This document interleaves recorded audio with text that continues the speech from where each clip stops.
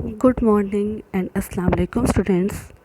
Today the date is 13 August 2020 and the day is Thursday. We are in the chemistry class 10th.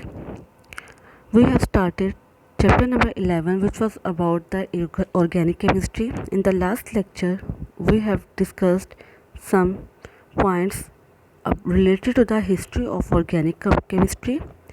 Now we are going to study diversity and magnitude of organic compounds. It's page number 58. There are total of 118 elements known today. The number of organic compounds is more than 10 million. Highlight this point.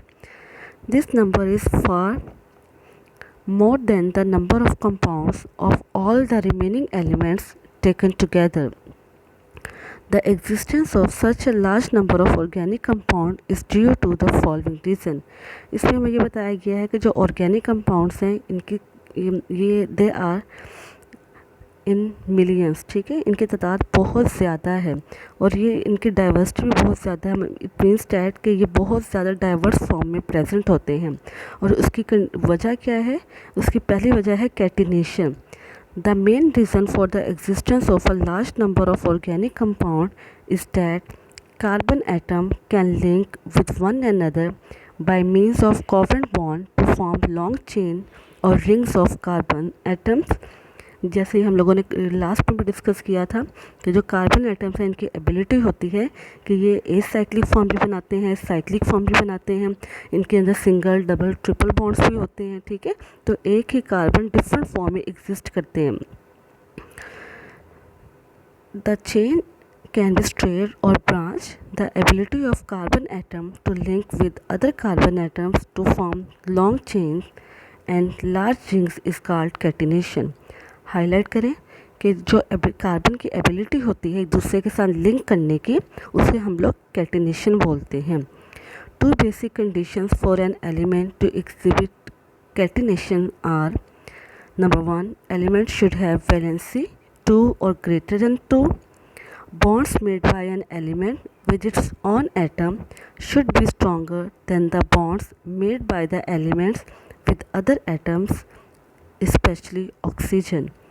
These are the two conditions and these are the simplest condition we have discussed already. Both silicon and carbon have similar electronic configuration, but carbon show catenation whereas silicon does not. Highlight करें.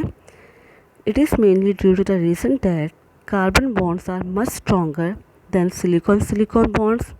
On the other hand, silicon-oxygen bonds are much stronger than carbon-oxygen bonds. Hence, silicons occur in the form of silica and silicates in nature. Next is the isomerism.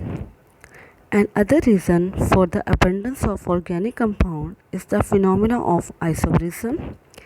The compounds are said to be isomer if they have same molecular formula but different arrangement of atoms in their molecules और different structure formula.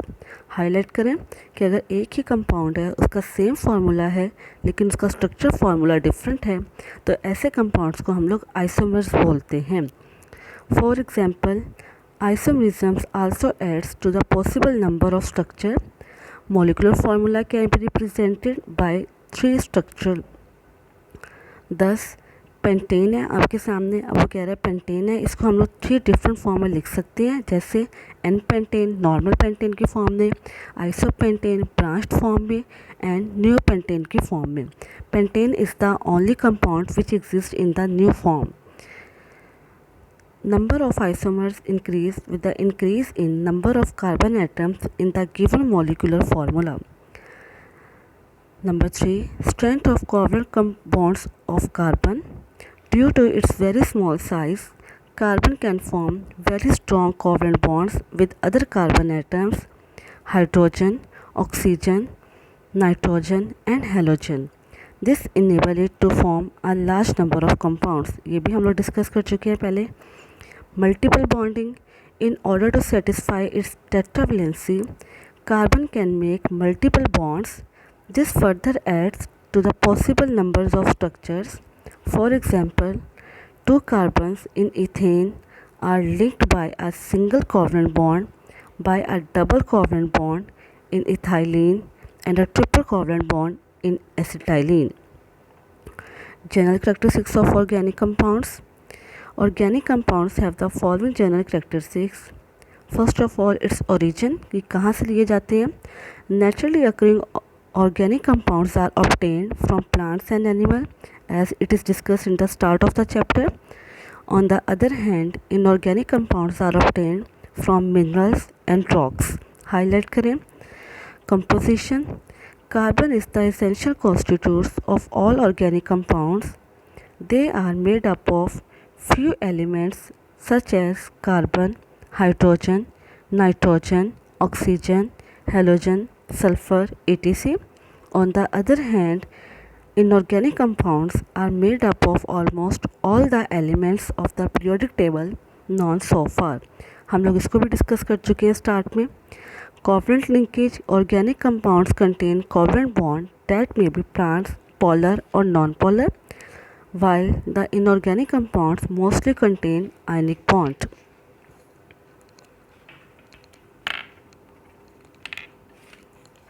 Next is the solubility. Organic compounds have non-polar linkages, are generally soluble in organic solvents like alcohol, ether, benzene, carbon, disulfide, etc. On the other hand, the inorganic compounds with the ionic bonds are soluble in polar solvents like water. हम लोगों ने ये point 9th class में भी discuss किया था solubility के topic में, लाइक डिसॉल्व लाइक वाला. ठीक है, वहाँ पे हम लोगों ने डिटेल में इसकी डिस्कशन की थी. Electrical conductivity. Due to the presence of covalent bonds, organic compounds are poor conductors of electricity, whereas inorganic compounds, being ionic in nature, are good conductors of electricity in molten state or in aqueous solution. Melting points and boiling points. Generally, organic compounds have low melting and boiling points and are volatile in nature. Inorganic compounds, on the other hand, have comparatively high melting and boiling points.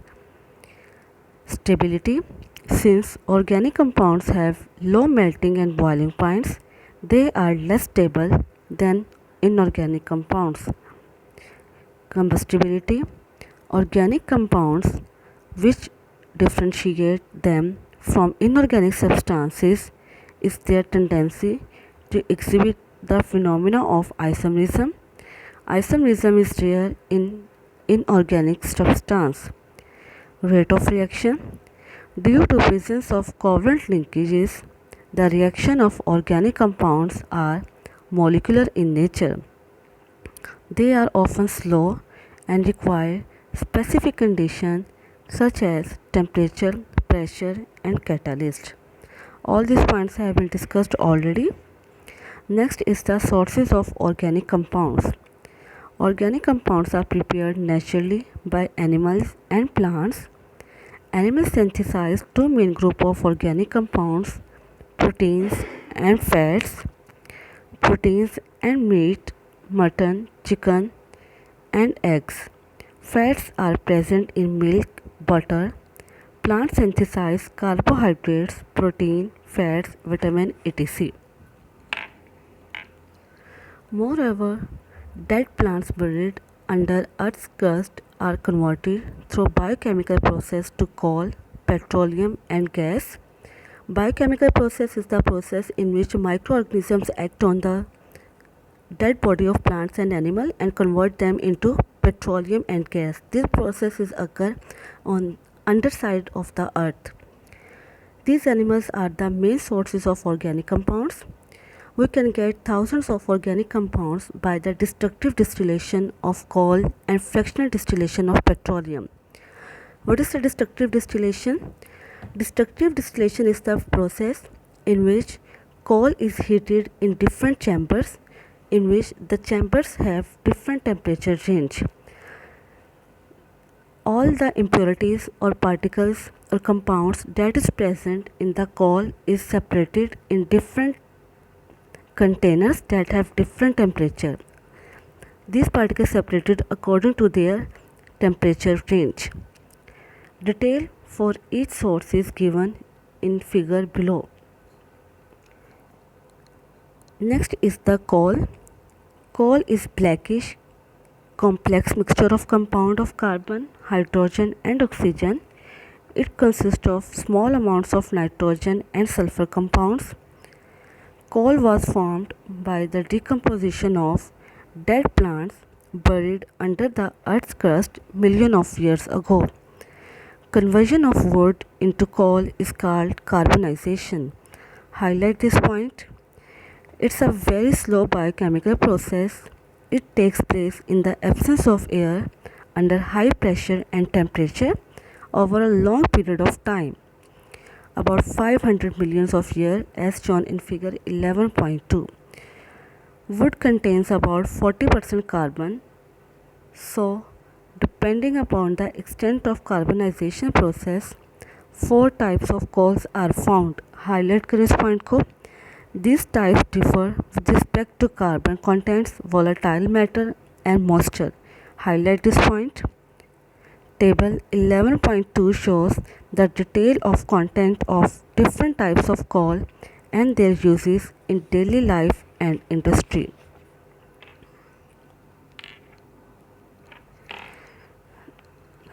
Peat, lignite, bituminous, anthracite, they have the different carbon contents 60, 70%, 80% and 90%, and their uses are given in the table. You have to learn it. It's an important question board exams. Coal has become a major source of organic compounds because of destructive distillation. The strong heating of coal in the absence of air is called destructive distillation. Highlight करें इस point को. As we know, coal contains elements like carbon, hydrogen, oxygen, nitrogen and sulfur. So, destructive distillation of coal provides a large number of organic compounds along with a few inorganic compounds. These products are coal gas. Coal gas is a mixture of hydrogen, of methane and carbon monoxide. Highlight करें इस point को. Therefore, it is mainly used as a fuel industry. It is also used to provide an inert or reducing in atmosphere in various metallurgical process. Inert in which there is no participation of the component, only they provide the medium. What is the metallurgical process? We have discussed in 9th class, the extraction of metal from its ore. This process is called metallurgical process. Ammonical liquor is a solution of ammonia gas in water. It is used to prepare nitrogenous fertilizers. For example, when it is treated with sulfuric acid, it produces ammonium sulfate fertilizers. Coal tar. Coal tar is a thick black liquid. It is a mixture of more than 200 different organic compounds, mostly aromatic. These compounds are separated by fractional distillation. Some of the important aromatic compounds are benzene, phenol, toluene, aniline, etc. Highlight करें इस point को. These chemicals are used to synthesize drugs, dyes, explosives, paints, varnishes, plastics, synthetic fiber and pesticides. Besides these valuable chemicals, the black residue of the coal tar is called pitch. Highlight करें. It is used for surfacing of road and roof. Last point is coke is 98% carbon. It is left behind residue of coal. Highlight करें. When coal is subjected to destructive distillation, it loses all its volatile components and leaves behind a solid residue called coke. It is mainly used as a reducing agent in the extraction of metal, especially iron. It is also used as fuel. Interesting information. Scientists are working on ways to convert coal into gas underground so that it will not have to be mined. This will allow us to small seams of coal or seams that are dangerous to mine because of weakness in the surrounding rocks. It was our overall today's lecture. If you find any difficulty, you can highlight the problem and can clear it. Thank you.